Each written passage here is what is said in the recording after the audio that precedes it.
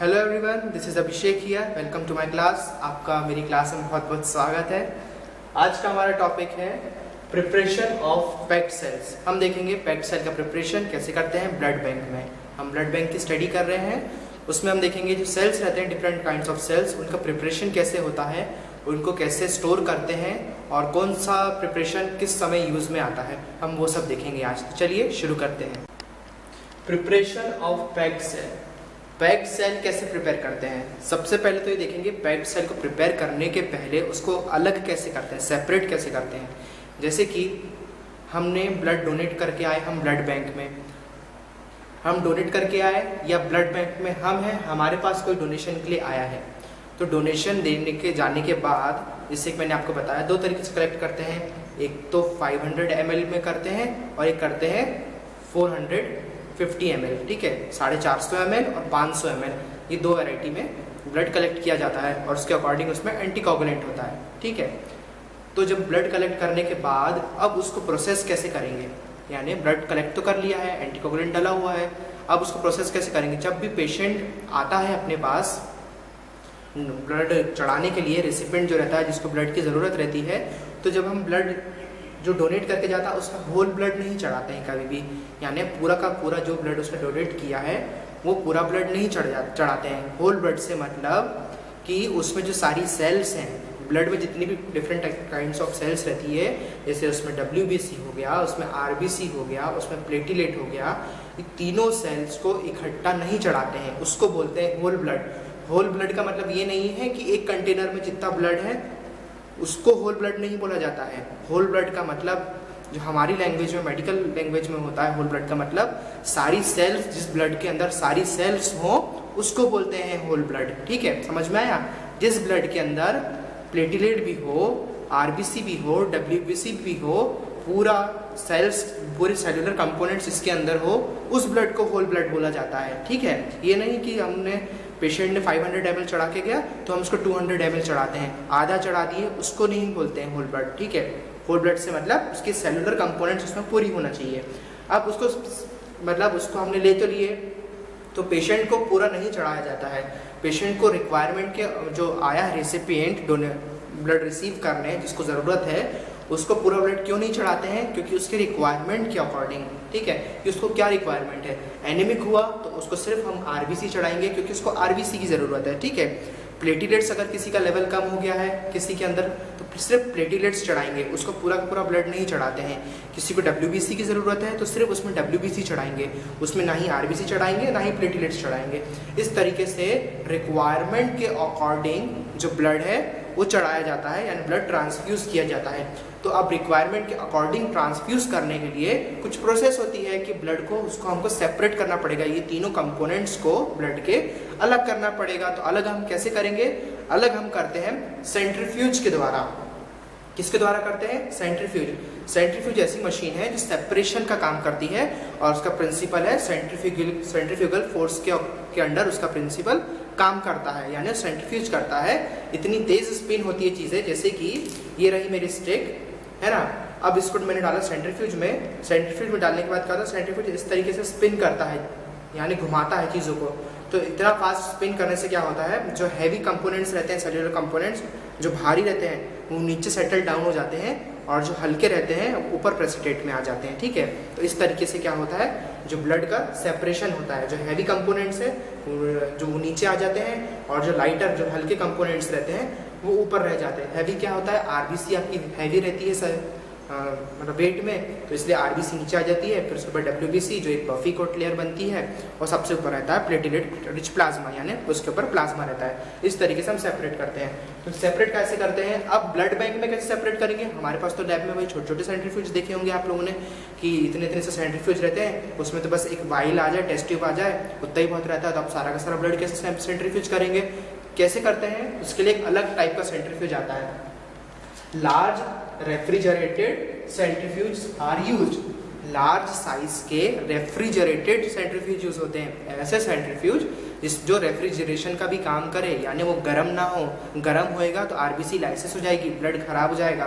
तो उसको लाइसिस ना होने के कारण क्या होता है, रेफ्रिजरेटेड मतलब उसको ठंडे तापमान पे रखते हुए सेंट्रीफ्यूज करता है। सेंट्रीफ्यूज ऐसे सेंट्रीफ्यूज आते हैं जो बड़े पैमाने पे यूज होते हैं, जो होल ब्लड यानी पूरा का पूरा ब्लड को सेंट्रीफ्यूज कर पाए, इतने बड़ी मतलब 500 ml की जो कैपेसिटी है उसको सेंट्रीफ्यूज कर पाए। इस तरीके के ब्लड सैंपल्स को के लिए क्या आता है, लार्ज रेफ्रिजरेटेड सेंट्रीफ्यूज यूज होते हैं।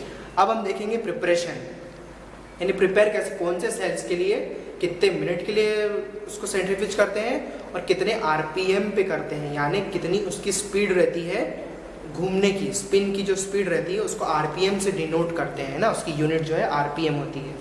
तो प्रिपरेशन सबसे पहले कौन सा करते हैं, packed red blood cell. Packed red blood cell यानी जो ऐसा ब्लड सेल जो सिर्फ रेड ब्लड सेल का ही हो और दूसरा ना हो, है ना, जिसमें डब्ल्यूबीसी ना हो, जिसमें प्लेटलेट्स ना हो, उसको क्या बोलते हैं, पैक्ड रेड ब्लड सेल, है ना।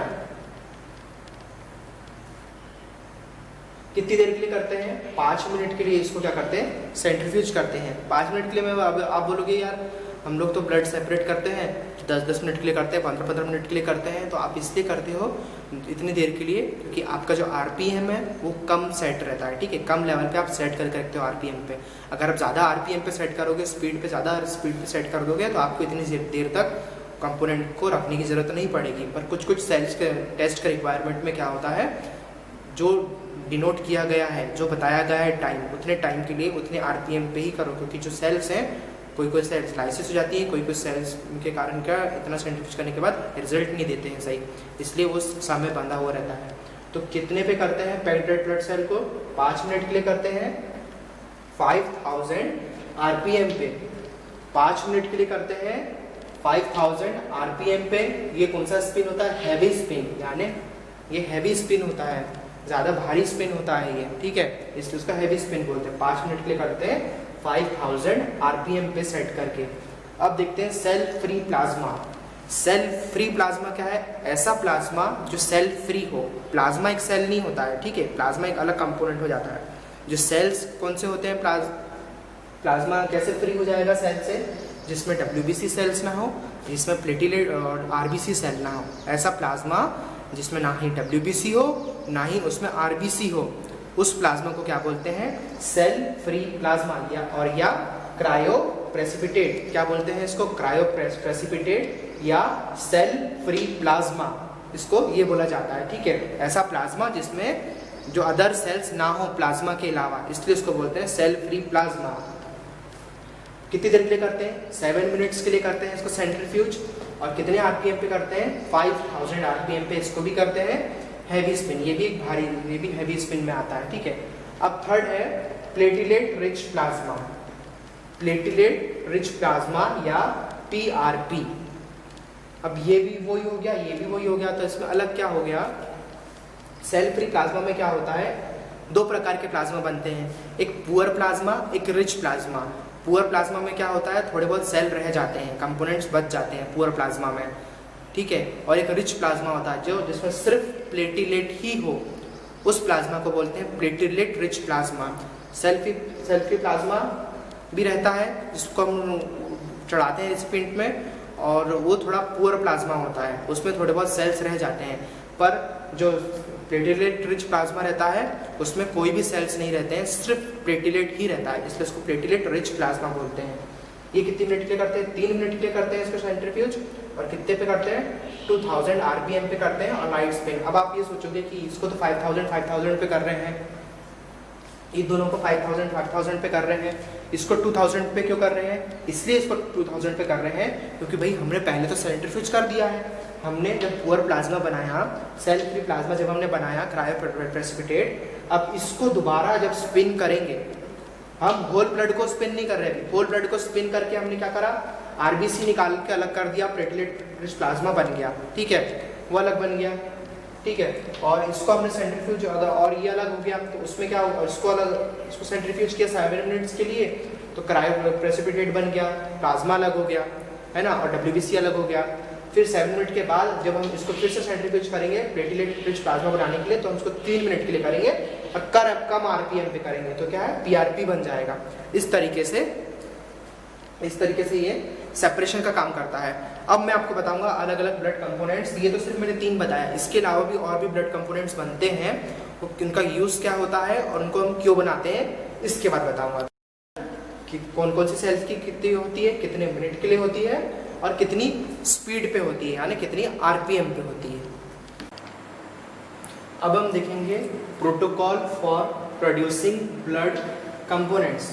प्रोटोकॉल यानी किस तरीके से उसको करते हैं, उसकी एक विधि रहती है, उसको बोलते हैं प्रोटोकॉल।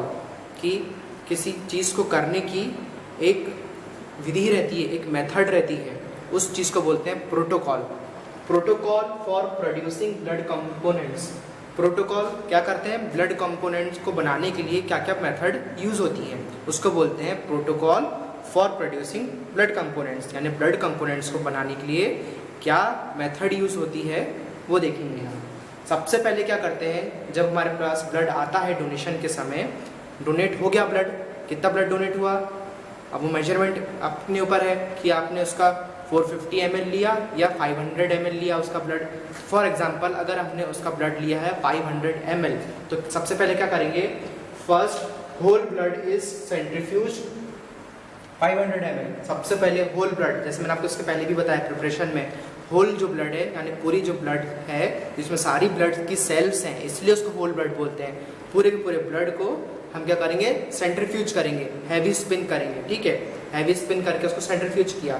सेंट्रीफ्यूज करने के बाद क्या होगा, अपर पोर्शन कंटेनिंग पीआरपी कितना होगा, upper portion containing, upper portion जैसे कि उसका जो अपर पोर्शन है, ऊपर का वाला जो पोर्शन है उसमें क्या आ जाएगा, पीआरपी यानी platelet rich plasma. Blood centrifuge हुआ तो आरबीसी क्या रहती है, हैवी रहती है, तो नीचे सेटल डाउन हो जाएगी और ऊपर प्रेसिपिटेट में क्या आ जाएगा, अपना प्लाज्मा आ जाएगा। कौन सा प्लाज्मा, प्लेटिलेट रिच प्लाज्मा।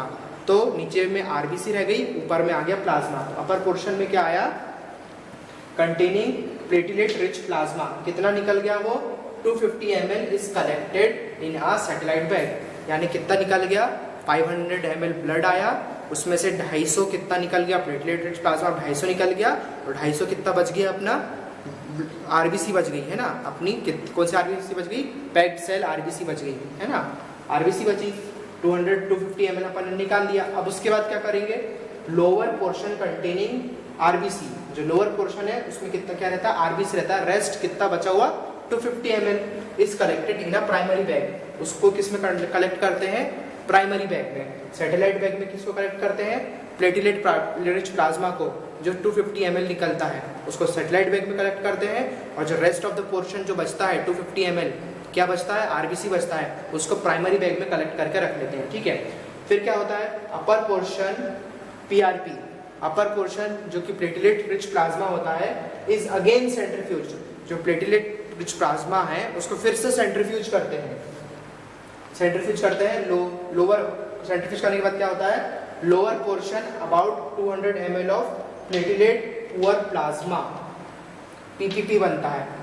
फिर से सेंट्रीफ्यूज करने के बाद क्या होता है, जब हम जो लोअर पोर्शन कंटेनिंग पीआरपी, जिस पोर्शन में पीआरपी रहता है उसको फिर से सेंट्रीफ्यूज करने के बाद क्या होता है, एक और पोर्शन निकलता है, यानी 250 ml का भी सेंट्रीफ्यूज करके क्या होता है, उसमें से 200 ml निकलता है पुअर या प्लेटिलेट पुअर प्लाज्मा, पीपीपी। क्या, platelet, P for platelet, P for poor, P for plasma. 200 ml क्या निकलता है, प्लेटिलेट पुअर प्लाज्मा निकलता है। उसको फिर से सेंट्रीफ्यूज करने के बाद हमने होल ब्लड को सेंट्रीफ्यूज किया। सेंट्रीफ्यूज करने के बाद कितना सेंट्रीफ्यूज किया हमने, 500 ml ब्लड को सेंट्रीफ्यूज किया। सेंट्रीफ्यूज करने के बाद क्या हुआ, 250 ml प्लेटिलेट रिच प्लाज्मा निकल गया, यानी पीआरपी निकल गया, और 250 ml कितनी निकल गई, हमारी आरबीसी निकल गई। पीआरपी को यानी प्लेटिलेट रिच प्लाज्मा को हमने सैटेलाइट बैग में कलेक्ट किया, और फिर जो रेस्ट ऑफ द बचा जो हमारा आरबीसी उसको हमने किया प्राइमरी बैग में कलेक्ट किया। ठीक है, उसके बाद क्या होगा, फिर से हम जो पोर्शन हमने निकाल लिया है पीआरपी का उसको फिर से स्पिन करेंगे, यानी फिर से सेंट्रीफ्यूज करेंगे। फिर से सेंट्रीफ्यूज करने के बाद क्या होता है, जो लोअर पोर्शन रहता है जिसमें क्या रहता है, पी यानी प्लेटिलेट पुअर प्लाज्मा, वो कितना निकलता है, वो 200 ml निकलता है। 250 ml में से 250 ml में से वो कितना निकलता है, 200 ml निकलता है। कौन सा, पीपीपी पुअर प्लेटिलेट प्लाज्मा है ना, वो निकलता है। वो निकलने के बाद क्या होता है, क्या करते हैं हम, 200 ml of PPP is used to make FFP। जो 200 ml होता है PPP यानी पुअर प्लेटिलेट प्लाज्मा को हम यूज करते हैं क्या बनाने के लिए, FFP यानी फ्रेश, कौन सा, फ्रेश फ्रोजन प्लाज्मा। क्या बनता है, फ्रेश फ्रोजन प्लाज्मा। FF का फुल फॉर्म क्या है, PPP से क्या बनाते हैं, 200 ml जो PPP बन गया है FFF यानी फ्रेश फ्रोजन प्लाज्मा बनाने के लिए उसको प्रिपेयर करते हैं या तो, और या उसको रिटर्न कर देते हैं, return to make modified whole blood. उसको रिटर्न कर देते हैं क्या बनाने के लिए, मॉडिफाइड होल ब्लड। इसको मॉडिफाइड क्यों बोला गया है, इसलिए बोला गया है क्योंकि हमने उस ब्लड में चेंजेस किए हैं यानी मॉडिफिकेशन किए हैं। कैसे मॉडिफिकेशन किए हैं, हमने उसमें से प्लेटिलेट रिच प्लाज्मा को निकाल दिया है तो वो ब्लड क्या हो गया है, मॉडिफाइड हो गया है, वो आरबीसी रिच ब्लड सेल हो गया है यानी सिर्फ उसमें आरबीसी ही है। और उस ब्लड में हम क्या मिला देते हैं, पुअर प्लाज्मा को, प्लेटिलेट पुअर प्लाज्मा को मिला देते हैं, उसको उसकी क्या वॉल्यूम बढ़ाने के लिए यानी क्वालिटी बढ़ाने के लिए, सेंट्रीफ्यूज के लिए, जो 200 ml बच गया है। और हमने जो रेस्ट ऑफ द 50 ml जो बचा है वो क्या रहता है, 50 ml portion containing concentrated platelet. 50 ml portion में क्या रहता है, कॉन्सनट्रेटेड यानी गाढ़ा एकदम प्लेटिलेट रहता है। कितना रहता है, 50 ml portion containing concentrated platelet 50 ml। उसको क्या करते हैं, स्टोर करते हैं। स्टोर कितने पे करते हैं, उसको एट 25 डिग्री सेल्सियस पे उसको स्टोर करते हैं। क्यों स्टोर करते हैं उसको, undisturb to enhance platelet disaggregation. Undisturb यानी उसको हमने कर दिया सेंट्रीफ्यूज करने के बाद क्या अपने पास निकल गया, पुअर प्लेटिलेट प्लाज्मा को भी हमने निकाल दिया सेंट्रीफ्यूज करके, वो 200 ml निकल गया। अब हमारे पास क्या रेस्ट ऑफ द पोर्शन बचा, 50 ml हमारे पास एकदम प्लेटिलेट रिच प्लाज्मा है, ना जिसके अंदर पुअर प्लाज्मा है, ना जिसके अंदर आरबीसी है, ना जिसके अंदर डब्ल्यूबीसी है, सिर्फ है वो रिच, कौन सा है, प्लेटिलेट रिच प्लाज्मा, PRP बचा है। अब उसको रख देंगे 25 डिग्री सेल्सियस पे स्टोर करने के लिए या 5 डिग्री सेल्सियस पे स्टोर करके रखने से क्या होता है, वो क्या होता है, अनडिस्टर्ब यानी उसको बिना कुछ करे छुए, अब उसको परेशान मत करो, अनडिस्टर्ब रखते हैं। क्यों अनडिस्टर्ब रखते हैं, टू इनहेंस प्लेटिलेट डिसएग्रीगेशन। उससे क्या होता है, प्लेटिलेट का डिसएग्रीगेशन होता है यानी सेपरेट होके प्लेटिलेट्स अलग अलग हो जाते हैं। इकट्ठा जो हमने कर दिए है ना, क्या कर दिए इकट्ठा सेंट्रीफ्यूज करके, वो सेल्स अलग अलग डिसएग्रीगेट हो जाती है यानी अलग हो जाती है। एग्रीगेट यानी इकट्ठा करना, डिसएग्रीगेट यानी अलग अलग सेपरेट करना। तो क्या होता है, ये उसको वैसे रख देने से इनहेंस हो जाता है प्लेटिलेट्स का डिसएग्रीगेशन यानी प्लेटिलेट्स अब अलग अलग हो जाएगी। क्यों अलग अलग हो जाएगी, क्योंकि हमने उसको पहले सेंट्रीफ्यूज करके उसको एग्रीगेट कर दिया था, इकट्ठा कर दिया था। अब उसको डिसएग्रीगेट करने के लिए, प्लेटिलेट्स को अलग अलग होने के लिए क्या करते हैं, उसको अनडिस्टर्ब छोड़ देते हैं और बीच बीच में भी उसको सेंट्रीफ्यूज करके रखते जाते हैं। ठीक है, तो ये था हमारा, हमने क्या देखे, इसके पहले मैंने आपको प्रिपरेशन बताया। प्रिपरेशन में आप कौन कौन सी सेल की प्रिपरेशन करते हैं, कितने कितने मिनट के लिए सेंट्रीफ्यूज करते हैं, कितने आरपीएम पे सेंट्रीफ्यूज करते हैं। अभी मैंने आपको दिखाया protocol for producing blood components. अब मैंने प्रोटोकॉल बताया यानी किस मेथड से करते हैं। पूरे प्रोटोकॉल्स बताने के बाद अब मैं आपको डिफरेंट जो सेल्स जो जब ट्रांसफ्यूजन में हम डालते हैं उसका कैसे करते हैं उसको प्रिपरेशन और क्यों यूज आती है, अब मैं आपको वो बताऊंगा।